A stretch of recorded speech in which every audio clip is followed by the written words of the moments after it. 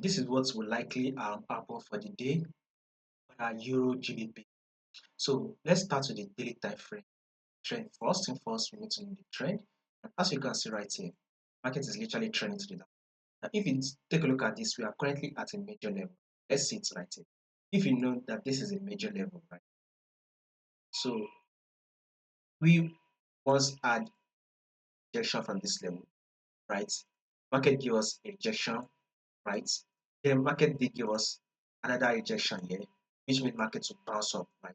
Now market has now come back. And guess what market did around here, this level? It gave us a double bottom. You all know what a double bottom means? It means a reversal movement. So that is there that will be anticipating for a rejection from this level that will make what market to push up. So whatever you would want to be doing on your GBP, right, you should be anticipating for it. You should be anticipating for a buy. Now, guys, market eventually dropped, right? Eventually give us a double bottom. So market push up, give us a second touch, and eventually push up to break our neck. So market eventually push up to break the neckline, right? So with this move, this neckline, market break up the neckline, market has given us a pullback to come to tap the neck. So with this movement, we should expect markets actually push up, see it is able to take out this high. So thereby giving us a new high. So whatever you would want to be doing, you want to be anticipating buy. So a buy setup to be anticipating.